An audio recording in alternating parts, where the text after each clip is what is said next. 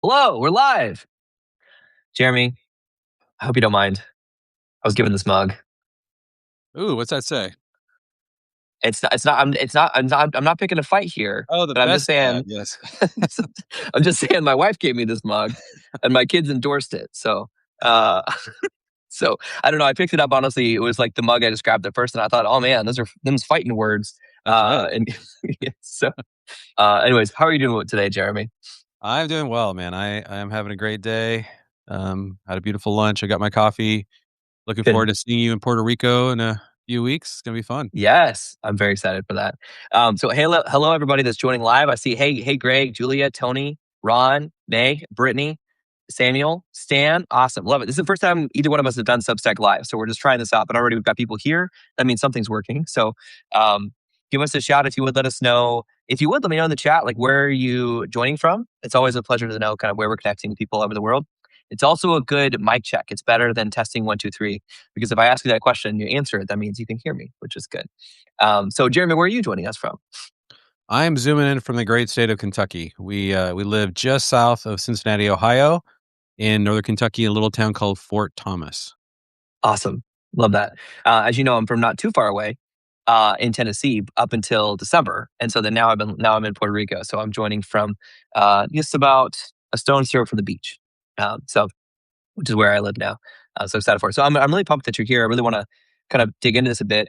Um, Jeremy, like I first discovered you through our friend Josh Straub, actually, our mutual friend there, where he's been a good friend of mine for years. And we were just kind of wrestling with our oldest son, trying to figure out some stuff to really connect with him.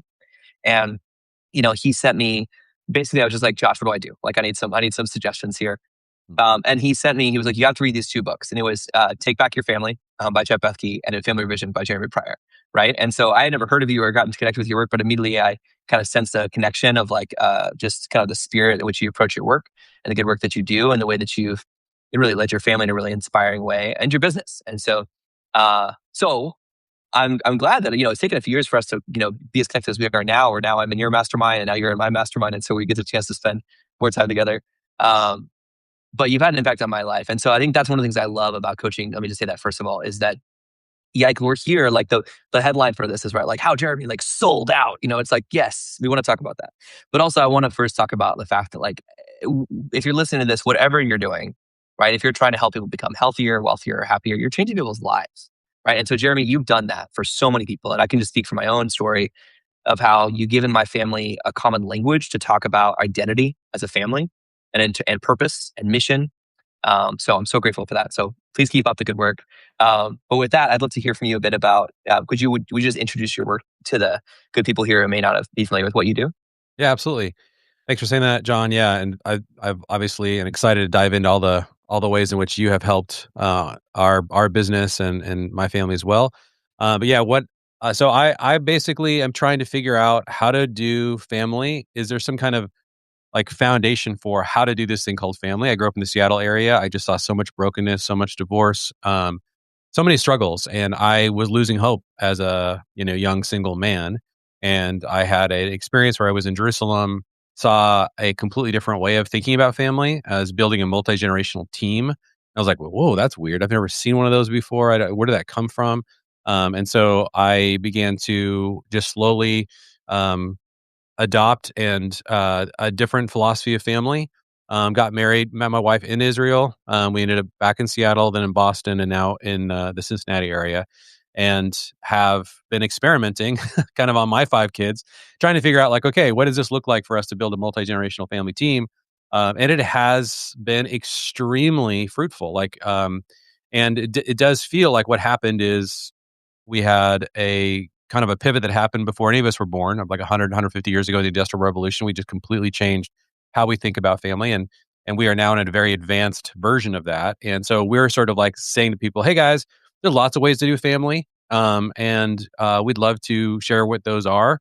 But there's one you may have not really thought about: building a multi generational team as a family." And so that's what we've been training people to do ever since. So the last about almost 20 years, we've been doing that in various forms. But we have an organization called Family Teams that is really working to do that now. So that's kind of what we're primarily working through. Love it. Yeah. So, and then let's talk about that real quick. So, just so we have a little context here, what does it mean to have a family team, right? Like, I mean, I think, um, many of us have families, right? Many, well, all of us have a family we came from, whether or not we're Right. connected with it originally, but we don't just appear. But I guess one thing you pointed out to me a lot in your writing was just how much our current culture and climate is really just like based on the individual, like the individual experience of like, the husband has his experience of his day to day, the wife has her experience of the day to day. Each kid, depending upon their age, is split up with other kids of similar demographics and age groups to have their individual experience. So what's the alternative? Because I know like obviously like that's something that you yourself, like you said, experimented on your own family, but then you started sharing that and you found other people wanted your guidance in terms of how to do that. So what is the alternative? Just to give us an Yeah. idea of the kind of work that you do. Yeah. So, yeah, I would say that to the baseline assumption in our culture is that a good family is a springboard for individual success. Like if your kids launch out and they have good, successful, thriving lives in their future as individuals, then you've done your job as a parent and awesome. High five, and now you get to become this magical thing called an empty nester. And so the idea of a nest is really, I think, the metaphor that most springs to mind for modern people because of our way of doing family. A nest is the chickies grow up, they all fly away, it all hits the reset button, and that thing has very, very short memory. And it's important for people to understand that the nest version of family that we all sort of adopted culturally is extremely recent and very fragile. And so what we are saying is alternative to a springboard for individual success is to build your family to be a multi-generational team on mission. That's a very different kind of family. You're not attempting to launch your kids out as far as individuals as you can and then enter your golden years as an empty nester. I could care less about that. All of our kids, we live in a four-generation house. We've got three adult kids who are married. We have four grandbabies and one on the way. Our hope, our kids get married young. They have kids early and often. We work together. We start ministries together. When they're single, they travel the world and then they come back when they start having kids. And so that's much more historically normal. We to build things together as a family, but not just to do it, when your kids are, 10, but when your kids are 25 and 30 and 40, like why not think about family in this way? So I was a little bit hesitant to say, okay, is this a better way of doing family? Is this even possible in our current culture? Is this healthy? I'm sure a lot of people who hear this like, what about boundaries? I mean, there's people have a lot of questions. And so part of what we did was we want to answer those questions and do it very practically because it's something we actually personally are experiencing. And so we are trying to do this. And I think that I've just been absolutely blown away by the fruit of it. It's the beauty of it. It just captures me to be at a table every week with four generations around that table, to be constantly thinking about, how we can integrate our lives together in healthy, flourishing ways. And we have had to learn how to have good boundaries. We don't control our adult children or their spouses, certainly, and or their children. But we do work together every single day. I just went for a walk yesterday afternoon and around my neighborhood, and I saw three of my four grandchildren just randomly while I was walking. It's just like that's a normal day for me. I just think that's the way we were built to really. Families were built to thrive in sort of that, we call it a village, but it's really a multi-generational household or multi-generational family. And we live in a free country, and you can decide to build whatever kind of family you want to build. And so part of what we're trying to say is not necessarily like you must do this. Like this is not like a strong armed, like, it's just, hey guys, it doesn't feel like the way we're doing family is working great. If you want to try something else, there are other ways. If you want to join this sort of ancient way of doing family, you can do that today. Nothing's stopping you. You may need to be equipped. You're going to be a little weird, and so let's kind of join forces and figure out together how to do this. So that's kind of what we've Yeah. been trying to figure out together. That's pretty cool. I love that attitude right there of like of not saying that it's like the only way. It's not like a judgmental approach of saying it's this way or the highway. It's saying like, hey, is if the way you're working, if the way you're doing it right now does feels like something's off, here's an alternative. And we're going to get into, of course, like then how do you turn that into a coaching business? Like how does that kind of expand into what you built today?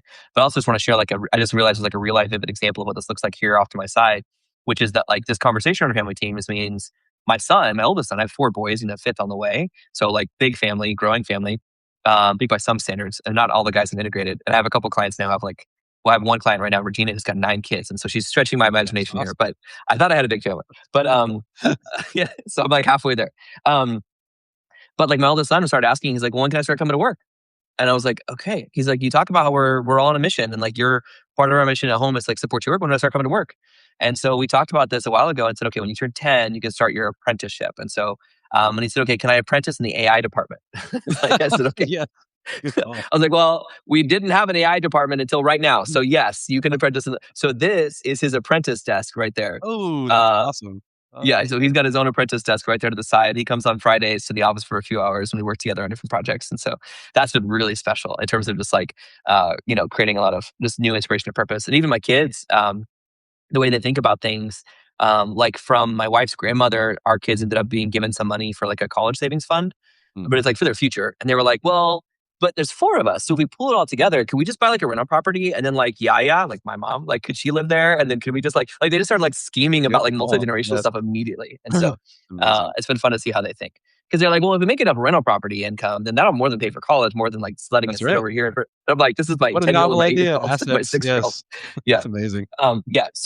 So when did you start getting into like? Because I assume like the natural place to start here is probably one-on-one coaching. So is that where you started before you got into group coaching? With when you started actually like trying to teach other people what you were learning? I would say so. I mean, it was pretty informal to begin with. So family teams, we kind of have like these different types of coaching. We have kind of more general, just like how do we help your family thrive? But where things got really kind of more intense on the coaching side is that we began to realize that after about a year or two of anybody adopting this family teams philosophy, they started looking at those giant blocks of time during the week where they were working and started saying, "What about that?" Because I feel like I love the idea of being a family team, but it feels like I get to control sort of Sundays from 3 to 5. We get to be a family team. And the rest of the week, we're all doing our own thing as individuals. Is that just the way it is? And I'm like, "Well, no, not necessarily, but if you do want to recapture, that giant block of time in the middle of the week, you do have to kind of rethink some things. Like you might want to think about actually working together, doing some productive work." They're like, "Well, how do I do that? I'm in the middle of a career." And when we were all trying to decide what career to go into and met with our career counselor, nobody asked, "Hey, could you give me the kind of career where I can maximally integrate my life with my kids and my spouse?" Like that's not something that was a thing. It was like, what are your skills? What are your passions? How can you make a good living?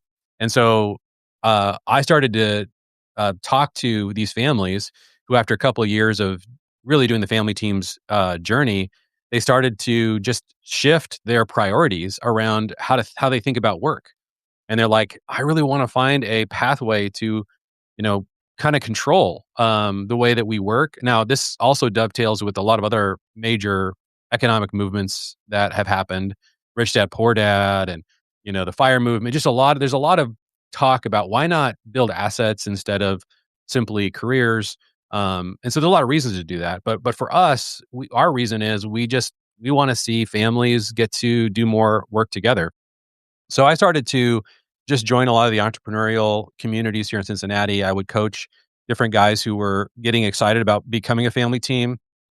And it was really like a 5 to 10 year process. And at the time, we were starting different businesses as well as a family, just learning a lot. And so, but over and over again, it was really about a 10-year process of coaching and just experimenting ourselves that we began to develop a pretty repeatable framework for how to help choreograph this extremely challenging transition for families from sort of career based income to family teams, kind of building asset based income as a family. And there were some really intuitive things people would do in that transition that actually weren't great. And that we had made those mistakes, and even the people we were coaching were making those mistakes. And so we were like, "Oh, we've learned that's not the best way to do it. Here, try this instead." And so as we began to develop more and more of a model for this, and that was clearly repeatable, about 4 years ago or so, that's when we launched Family Inc., which was okay. We're going to actually try to help families in larger numbers. And so we sort of capped it at like 100 families a year would be incredible if we could coach 100 families from career based income to asset based income as an integrated family team. That would be just a dream come true. And so we've been slowly on the journey to get to that mark.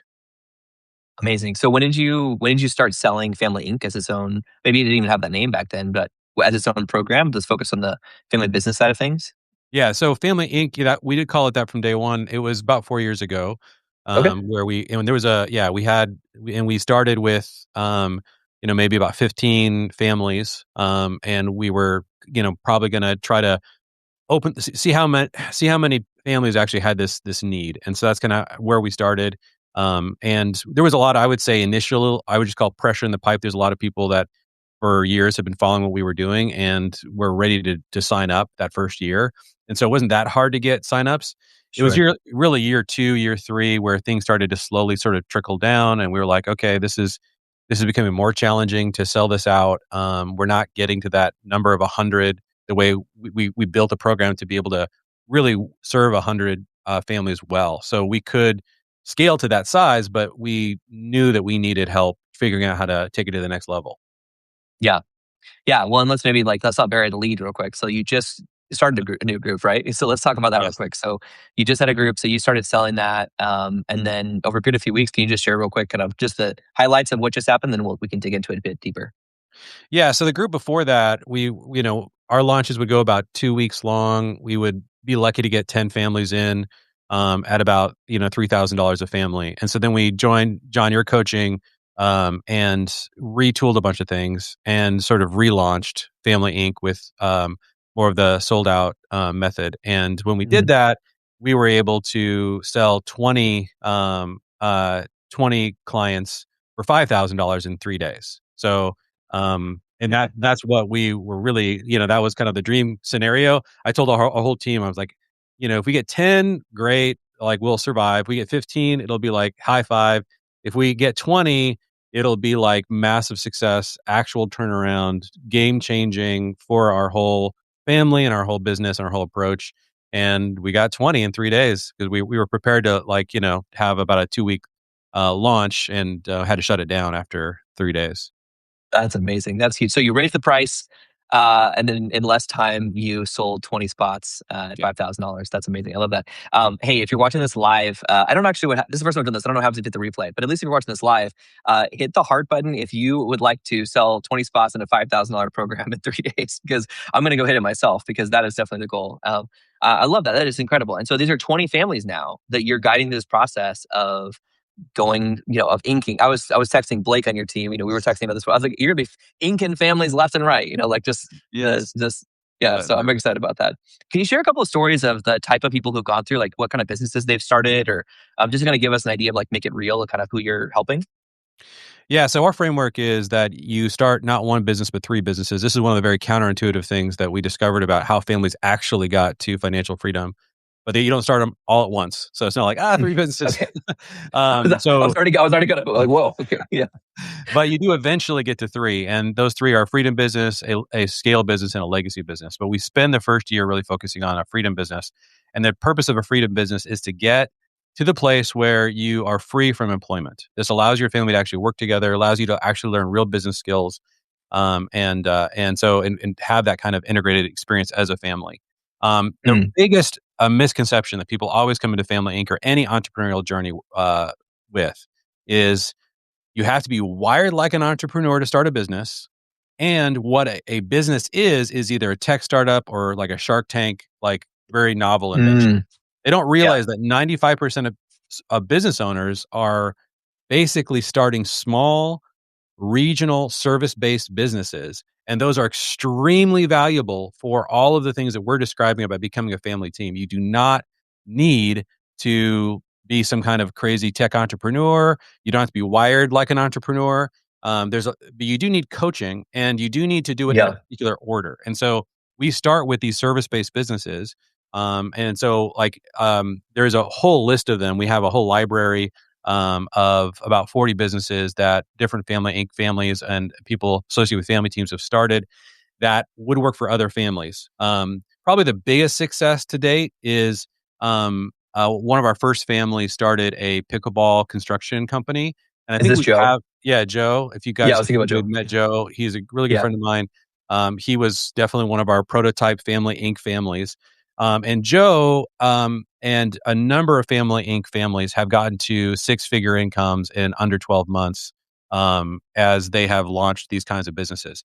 part of So what they're building pickleball courts for like yes. local Yeah. businesses and community centers and It's a homes and perfect example because you can yeah. provide it's a regional, it's protected, it takes about a month to learn the technical skills, Mm, and they all network with each other and help each other with any problem-solving issues.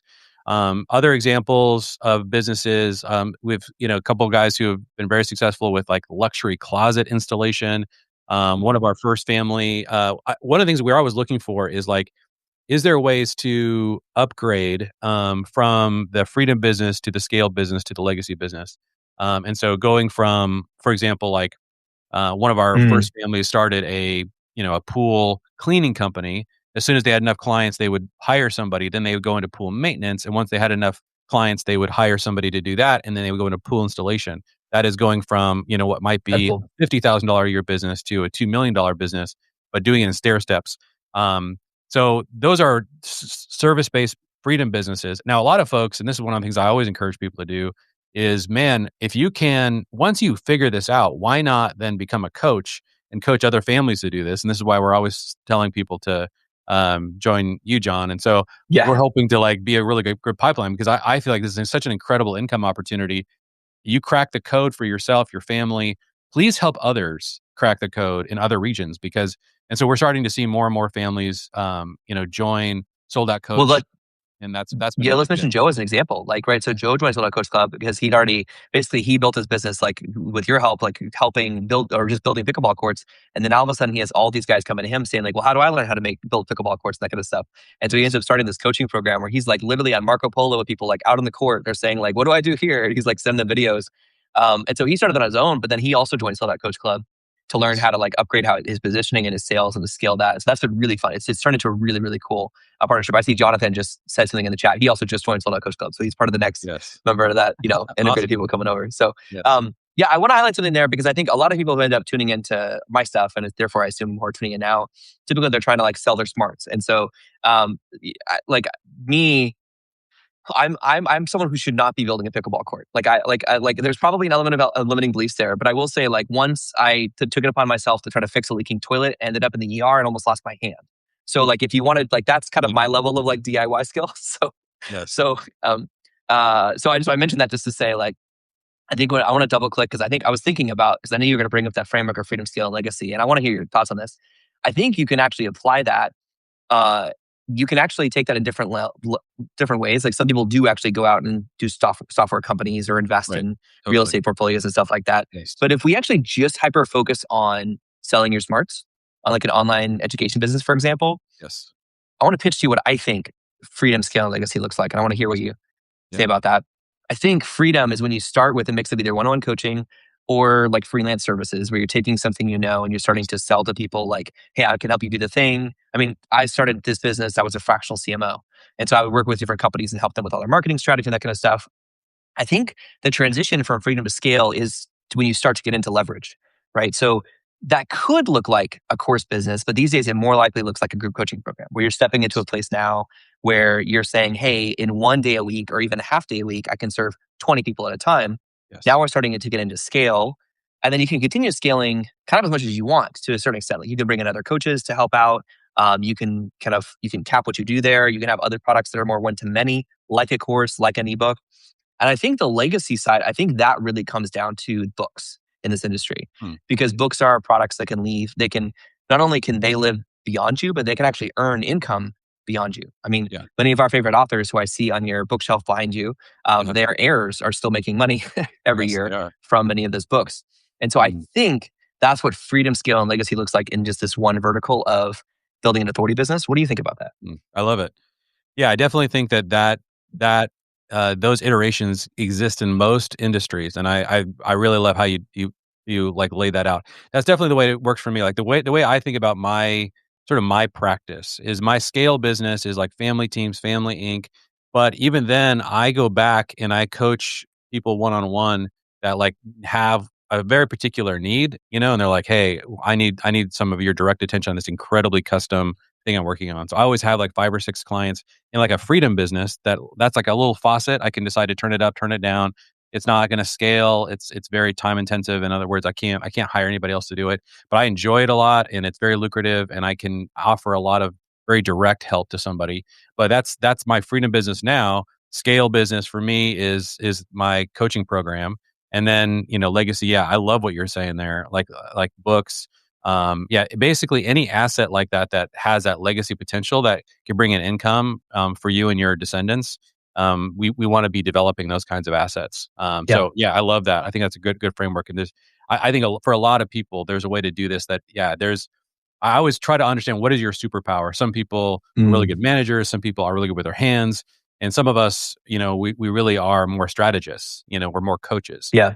We really need to Hmm. make money from our knowledge and information and disseminating that and coaching people. And that's where both you and I fit. And I think, probably about 20% of Family Inc. families that come through, that's really probably their strongest skill. Yeah. Yeah. I love that. Amazing.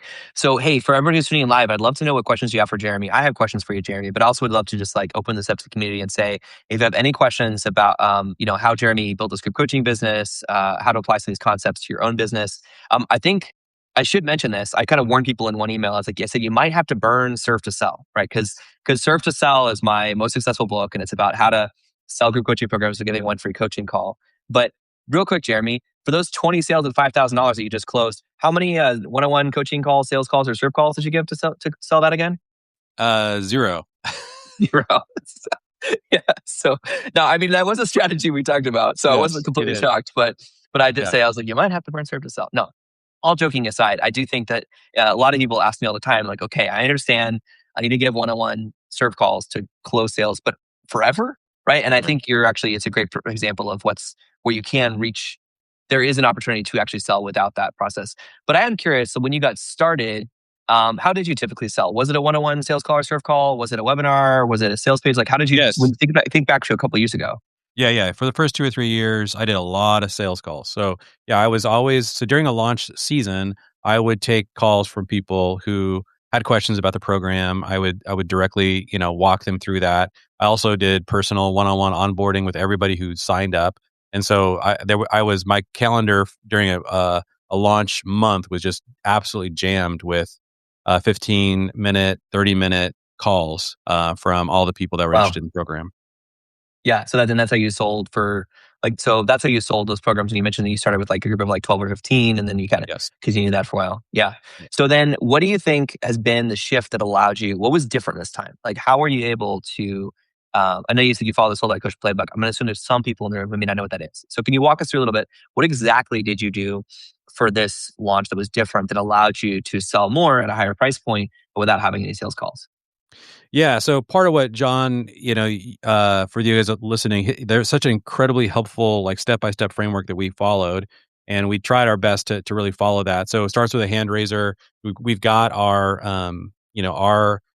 audience, and we've been working really hard to like open the top of the funnel, get more and more people engaged. Learned a lot from how John does that through like podcast guesting and things like that. Hmm. And so we started filling that top of the funnel better. Then we would do a simple question like, "Hey, is there if I'm going to start to coach some families how to launch family business? Would you be interested?" People kind of raised their hands. My son Jackson and I worked together. Jackson did about 90% of the work and like just responding and working with everyone that was answering. When they would say, "Yeah, I'd be interested," then there was sort of a second step, which is, "Hey, tell me a little bit about what you're looking for." So just Hmm. engage. So Jackson would just engage them in a conversation. They would begin to talk about what they're looking for. We'd start to get a sense of where they were coming from. And if it looked like that this could be a good fit, we would say, "Would you like an invite to our casual Q&A?" And so this is like, "Hey, we're going to do a Q&A, obviously." So that was really, really helpful language. Webinar is a little bit stuffy.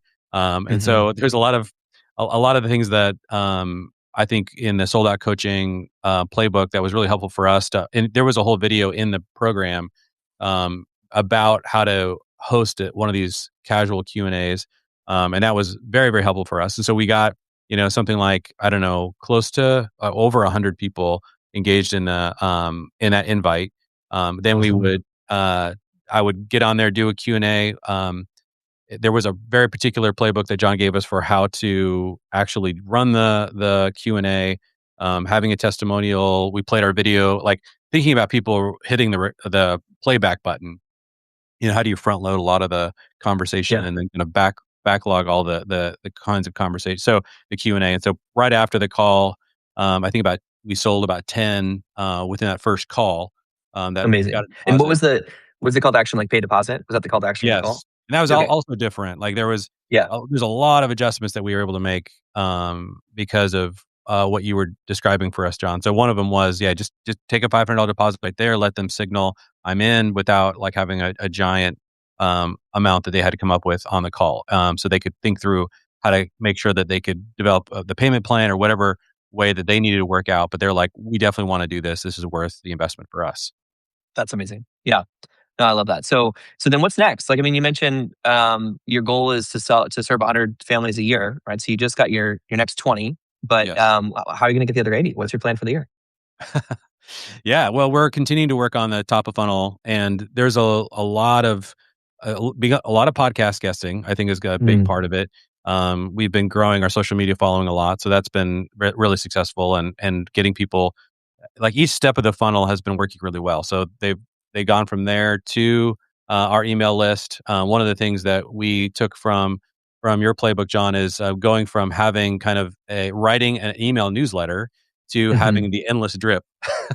I love the idea of the endless drip. So basically, we did a sprint as a team, and we wrote, the next 6 months worth of, like, what are the Wow. absolute best emails we could possibly, write. And so there was about 5 or 6 of us that cranked for a week long sprint. Went in, edited those, and so now we have a 6 month drip. We're gonna do another 6 months before the end of this drip to get it to. Our goal is to ultimately get to probably like an 18-month endless drip. So I that's love that's that. that's our thought at this point. But yeah, so I call that the forever newsletter. yes, the forever newsletter. Yeah, Yeah, that's been a game changer in my business since I started doing that for sure, 100%. So I'm glad that you're doing that too. Kudos to you. Like I'm happy that you're sharing these principles and examples. Like when we can, I see your questions coming in, which is great. We'll get to those. But I also just want to like affirm like what I love about you and your team, Jeremy. Well, coaching with you guys has been so fun. Is that you try to like you're doing everything. Like honestly, generally, I'm just like try build a forever newsletter, like send some hand raisers, do a showcase, and then like usually people like pick a couple things and they try them, like oh it works. But to your credit, you guys are like, no, we're applying this and you're seeing the results. And so I'm just really, that's as a coach myself, like that's so rewarding to see that. So thank you mm, for doing that. I love it. I'd love to kind of switch to some of these questions in the chat. I also want to just mention too that if as you're learning any of these things, if at any point you want to learn more about some of these sold out coach methods, so we're going to talk about them right now on the call. But also for those of you watching, if there's something where you want to learn more about, I would encourage you go take the Smart Scan assessment. So if you go to yoursmartscan.com, I also dropped a copy paste link in the chat. But you go to yoursmartscan.com to take the assessment. This is a quick, less than 5 minutes. Ask you a few questions about your business.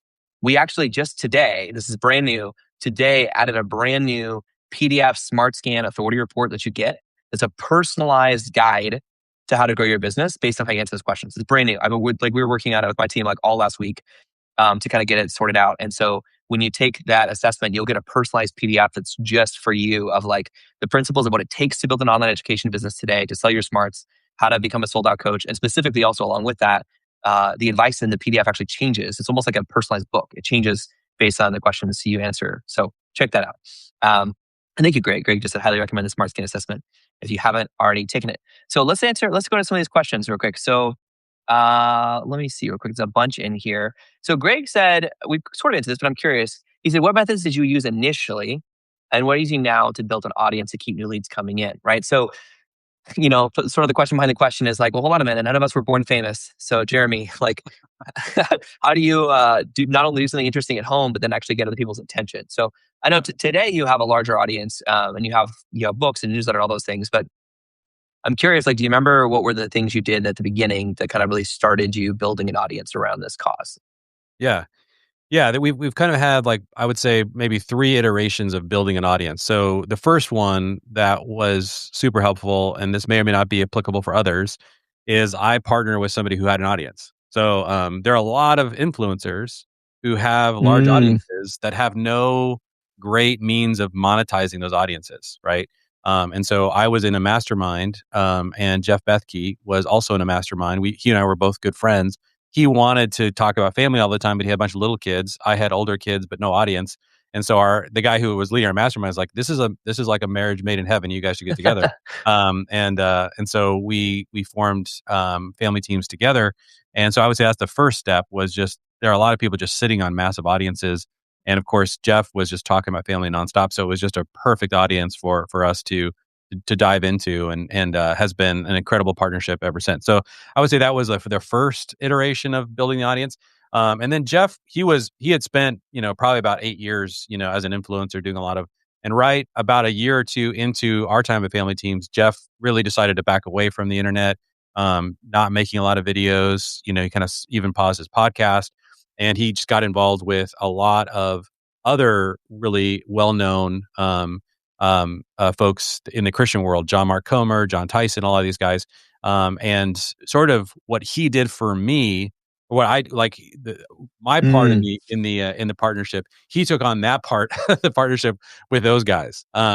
So where he was helping them launch a lot of the things they were doing. Oh, And cool. so which was amazing, and I loved what Jeff was doing.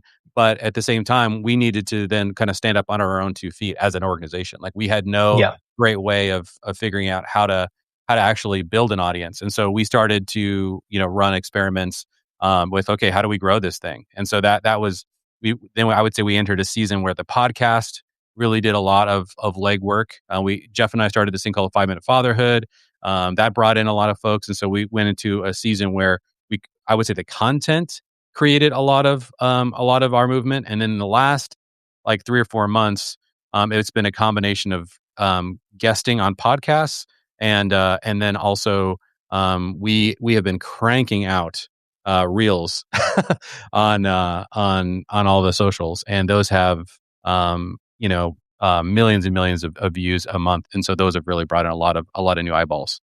Tell us about that, because that sounds something. I heard you mention something about there's something unique about the kind of reels you're creating. So is there a specific style or like method that you're using?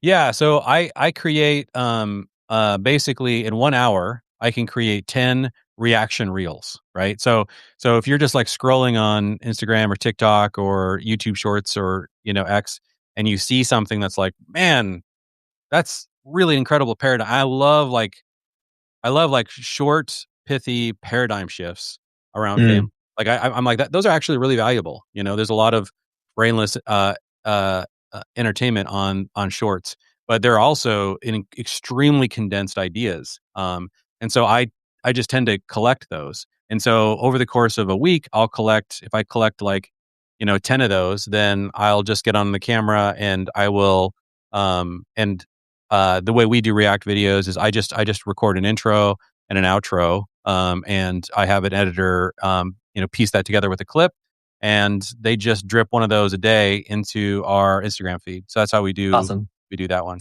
So Yeah. one thing I like about that is it does take some pressure off of you to create like original content every day for social media, Yes. right? Like, but it also gives you a way to understand what you're doing. Building an authority business is you're positioning yourself as sort of like a tastemaker of like you Yes. represent like a worldview, and so being able to react to the good and the bad gives you a chance to say like, here's why I like this, here's why I don't like this, here's what I think about this, and it invites people into that.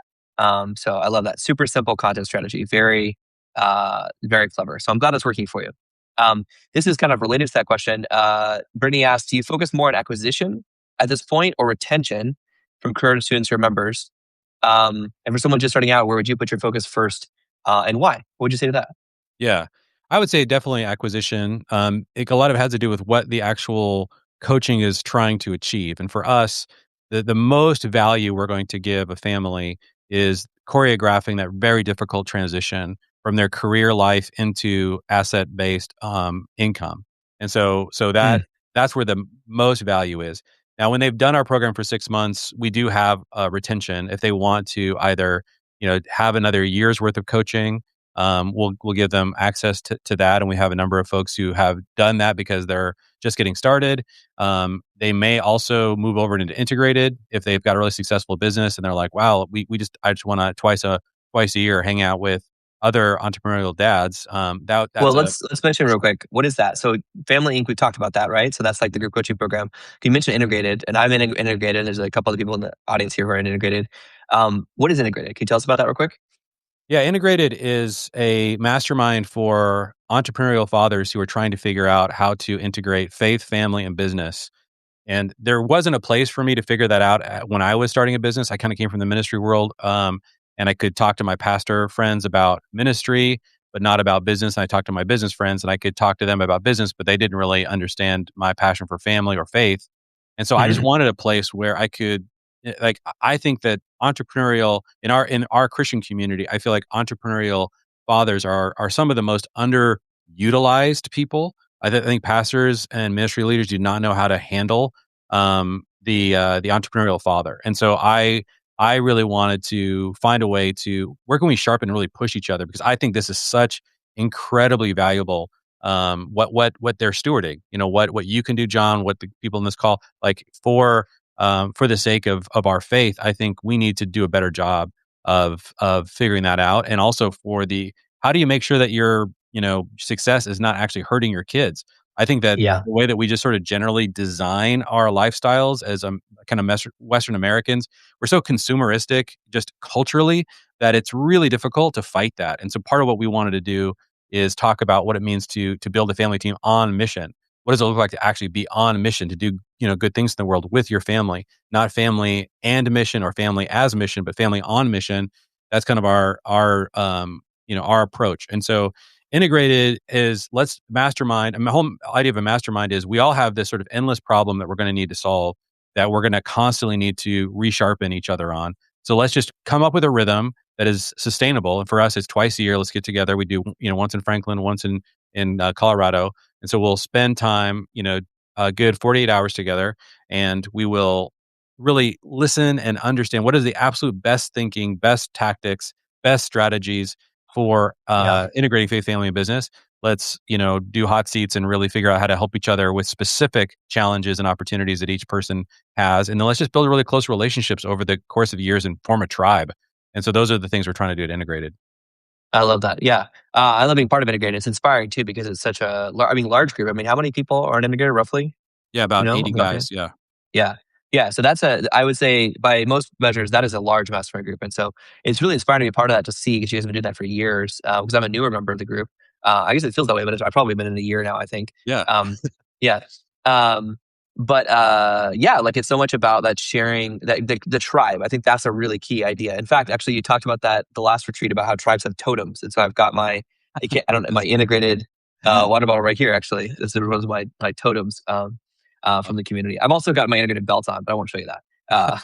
So, but yeah, there's something to that about the fact that we are tribal creatures, and when we're creating a place, we can go, And so I will say, like today, just to bring that back to like marketing tactics, what I have found today for anybody who's thinking about this, as like, do I need a mastermind, do a coaching program, and those kind of things. Jeremy has a very mature authority business, which is excellent. When you're What I recommend is that ultimately in a mature authority business, you do need a product that allows you to go deep with a few, which in this case is Family Inc., right? Yeah. For me, that's Sold Out Coach Club.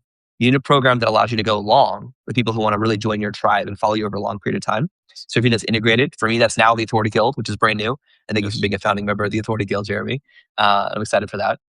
And then you also need products that go wide. And so that's in many places, that's a book or that's it can be a lot of things, but typically it could be a book, it could be a mini course, it could be um, even like a software product. There's a lot of things you can do that are sort of a way to like go reach a lot of people, but you're not going to have as much a dramatic transformation in their life. And that's okay, right? That's where you kind of open the top of the funnel, as you were saying, even on the product side to bring people in. And then it may be that thousands of people read your books and maybe only 100 a year join your group coaching program. And out of those, maybe only 10 or 20 end up joining integrated. Amazing, right? That's just where you're just impacting people at different levels of growth. So thank you for sharing that. I want to bring it back then to the question. Just kind of, I'm curious. Then you mentioned so most of you focused on acquisition. For someone who's just getting started, is that also where you recommend they focus their attention? I mean, I think that you're just getting started. One of the things I think, John, you mentioned is just you can hone that skill in those one-on-one coaching experiences. Like you want to become a really good coach. You want to make sure that your Hmm. approach has been properly vetted while you try to understand how to open that top of the funnel, whether that's like getting on podcasts or however you're going to build that audience. And so, but I would say, yeah, you want to. It depends, and I would certainly want to understand how you would approach this because for us, it was. I definitely was in the trenches for years with guys here in Cincinnati that were trying to figure out how to start businesses, and I learned a ton through trial and error, and Yeah. so I wasn't really ready to scale this to a group coaching until I really felt confident in the product itself. Like, wow, Yeah. this it really is setting people free. I think I don't really see other places where they're going to get this same level of information, this level of transformation. And so that's when we started to really think about how to scale it. Yeah, so that's that. I love that you brought that up. We did not plan this, but that's actually exactly what we talk about in the new, or I talk about in the new Smart Scan Authority report for the Smart Scan. So thank you for that setup. But I mean, I'm not going to like hide it behind a paywall or anything like that. First of all, it's free. So, but second of all, you should go take the Smart Scan. So if you haven't already, yoursmartscan.com, take that. But also, I'll just say this: one of the things I break down in there is that most of us have heard of the idea of there being an apprentice, and we've heard of that idea of there being a master, right, in any trade. Like historically, we went to learn something. Let's just say you want to become a blacksmith. Your parents would go find a blacksmith and actually pay him money to take you into his household, and you would live in his house. You would get paid nothing except for room and board, and you would work with wood and fire and stone. And you would learn how to make things, and you would study under this master. And I want to make this clear: you would not get paid anything except for room and board until you became a journeyman. And I think this is one of those like roles that got for most people that's been like lost to history. The idea that there was like middle between apprentice and master. But a journeyman could charge for their services. A journeyman could travel from town to town. They could work with different masters. They could learn different skills. And most people in any trade or any craft were content to remain journeymen. Hmm. Most people were content to say, you know what, I can make a good living. I can do this for the rest of my life. This is great. It was only the chosen few who said, I want to pursue becoming a master in my craft. And so I'm going to travel around and learn from so many different masters that now I can produce an artifact. We might even call it a masterpiece. So that term comes from that would be a symbol of how we were ready to become a master.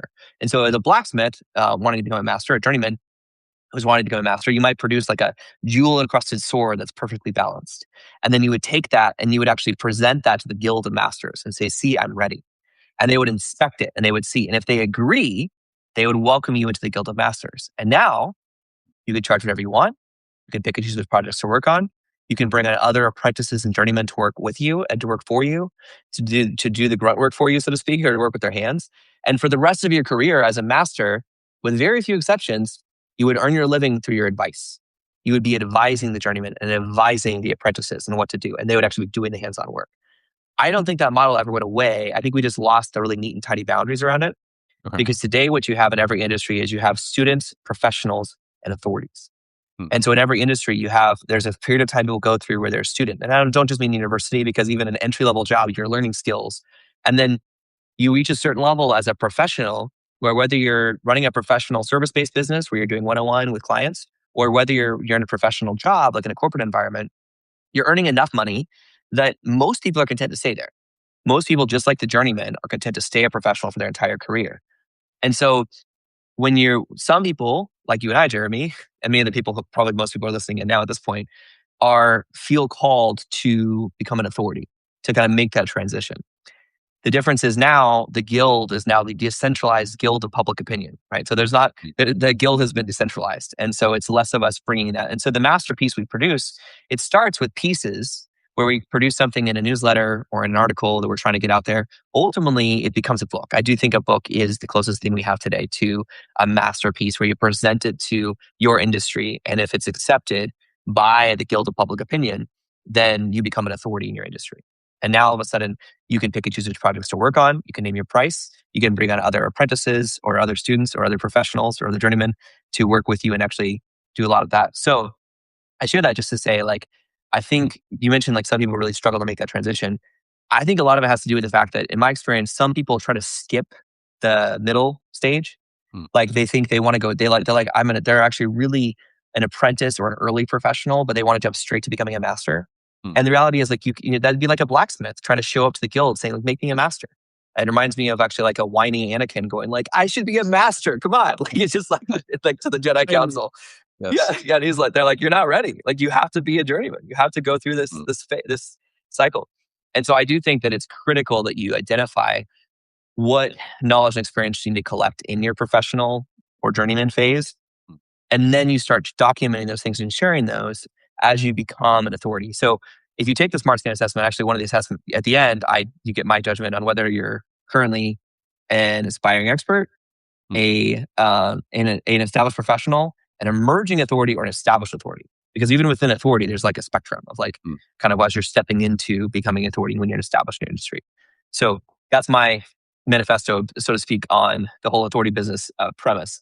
I love it. Yeah. So what do you think about that, Jeremy? 100%. Yeah, I love that. And I love the idea of the book being the masterpiece. I think that being able, like, really wrestling through so many of these decisions and really taking a position on, hey, this is the progression, here's the steps. I think that that forces a level of quality thinking and engagement with an audience that is going to be judged properly by the public, and then people can obviously vote with, hey, this transformed my life. I promote this. This is really good. So yeah, I really like that approach. You see that in the academic world when somebody Hmm. goes and tries to work on their PhD. I feel like there's something sort of broken about a lot of academia right now. Yeah. But I think that, to your point, like, this is your PhD thesis. It's like, here's what I think Yes. would transform you. I've seen this work. I've taken on some one-on-one coaching, and I've been able to see I can work out my ideas in that arena, in that sandbox, and then now I'm ready to go big time, prime time with my coaching program. 100%. Yeah, there's plenty of books out there where people go to write a book and it's basically it's like a PhD dissertation. It's like, here's an idea I had about a thing that might work. And Right. like those it's like and those books honestly are just they fade, right? Sometimes they're popular for a minute and then but then they fade because there's not substance to them. Um, versus the books that really are true masterpieces that kind of hold, last to the way to through time and become more useful over time are those that are really born out of that personal experience. I would say Family Revision is your masterpiece from my experience of like, I think that like that it seems to me like that's the book that really Yes. fully positioned you as an established authority in your industry. Would you agree with that? Yeah, 100%. Yeah, I needed it. Yeah, And that was an 8-year process for me. It was, like, not a long, and there was a Google document that was, like, making its way around the internet, and I was getting, so I got tons of real-time feedback before, we edited it into an official book, but it was a amazing. real, yeah, that was definitely the process I went through. Yeah. Yeah, no, that's great. I love that. So we have a few minutes left, so I'd love to just one more call to questions. I'd love to know, what questions y'all have for Jeremy or for Jeremy about his business, or just in generally, or for me about how to build your own soul life coach business. I mean, this is one of the principles I teach. I'll tell you right now. So we have this 7-step playbook, and step 6 of our playbook is celebrate clients to get more clients. And so this is me practicing what I preach to say, like, you could hear me talk webinar style all day long about like, you should have a soul life group coaching program, and here's how to do it, or you could hear this really interesting story from a real person who's done it. And I think it's more interesting and valuable for all of us. In my experiences, every time we do one of these, I get clients. So candidly, if you want to become a sold out coach, if you're saying like, hey, I'd love to become an authority, I'd love to make that transition, then please either take the smart scan or just email me. I mean, I'll tell you right now, my email address is john@sellyoursmarts.co. I guess we're on Substack, so you can technically DM me and I'll make it a point to check that. So we're trying to make that easy for you. But let's see what other questions we have in the queue. I know there were a couple in there. Um, Samuel asked this, and I'm interested for two reasons. One, because he's my brother-in-law. And so his question is, how do you integrate or don't your family team in your family team, your children's spouses' families? How do you think about Yeah. that? Yeah. Yeah. It is interesting, there was, every culture has sort of a playbook for how they historically deal with all these different roles, what it means to join a family, what it means to be an in-law, and so one of the challenges is you have to try to figure out what that looks like, if you're either from a particular culture, or in my case, most of the people in my culture, they have forgotten that playbook. Like I, Mm, like, we don't have, oh, this is what a mother-in-law does. This is what a like I think that used to exist maybe 100 years ago, or 200 years ago. I don't know when it got lost. And so this has been kind of a custom, like, step by step process for us to try to figure out, okay, what does it look like for us to really honor our spouse, like our in-laws, their families? Like, how do we find ways to reach out to them? And so, so with our first daughter, her husband and their family, they actually live here in Fort Thomas, which is amazing. And so we've been able to really spend time actually in our course. My daughter's father-in-laws businesses in the course. He has a very replicatable business model that we've shared with a lot of folks within our system. And so we find lots of ways to overlap with them, invite them over for our Shabbat dinners. And then our second child, Jackson, his family, his in-laws, they come and visit us twice a year and just kind of live in our house for a couple of weeks because they live in Canada. So it's like and so that's been a really good process for us just to get to know them, and really learn about their story. And then our third child, Kobe, our son-in-law, his family, they live in LA, and they have kind of similar situation where they come out, and him and both of his brothers came actually spent all Christmas with us. It was amazing. And so we try to find ways, integrate is our, MO, as you can tell. So it's like, how do we integrate? But it's also like, we also want to be really, like, careful with their family's culture. Like, we're like, we want to respect and honor, how guys made your family's culture. We tell our kids fully integrate into that culture as best as you can. Honor your, father and mother-in-law.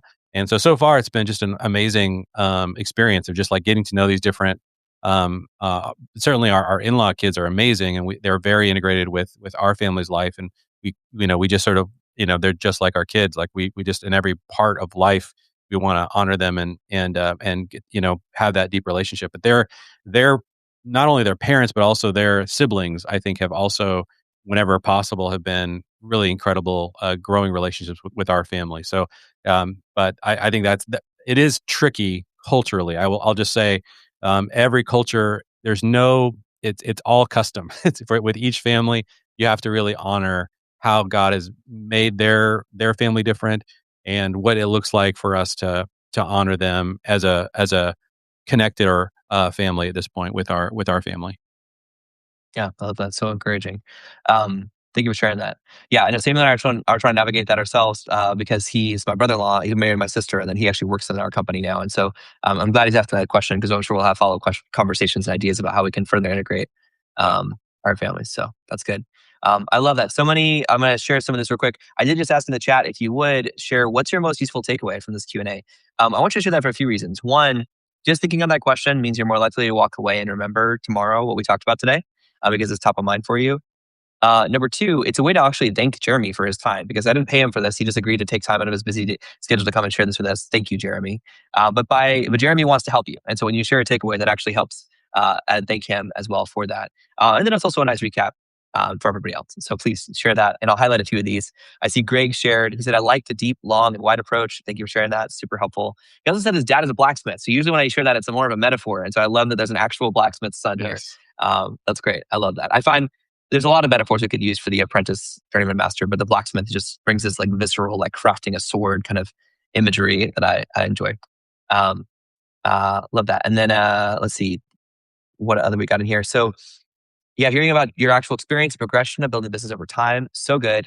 Other Greg, we call them double G and triple G in our community because they're both Greg and they're both in the same cohort of Sold Out Coach Club. Nice. So triple G, Greg, said partnering with someone who has an audience. Yes, I'm so glad you said that because that is something I always encourage people, like that is the shortcut. Like if you're trying to build an audience is find where do people already have access to your target client and where can you partner. So I'm so glad you're able to do that with Jeff at the beginning.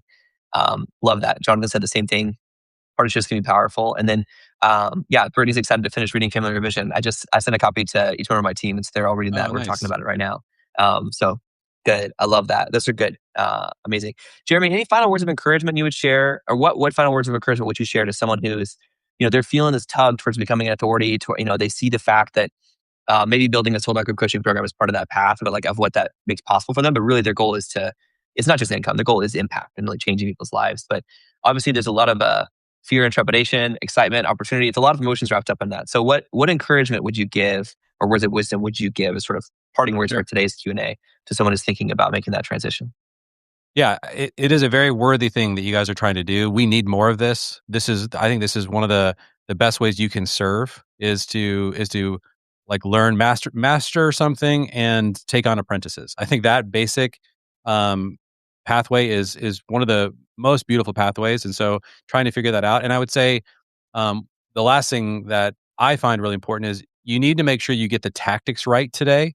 And this is why we really engage with Sold Out Coach Club. Like like this is what John has built is world class. We're pretty high information shoppers, you know, in terms of this stuff. Like I've been through a lot of different courses. I've tried a lot of things. I definitely think what John's offering is the absolute best I've seen, and it was Oh, thank you. incredibly helpful for us. So I would say you do need to invest in the tactical side of this. You need an expert who really understands what options are out there and has already done the hard work of filtering that into a system. That is very hard work to do on your own. And so I know we needed help with that, and this was exactly what we needed. So yeah, I couldn't recommend it more highly.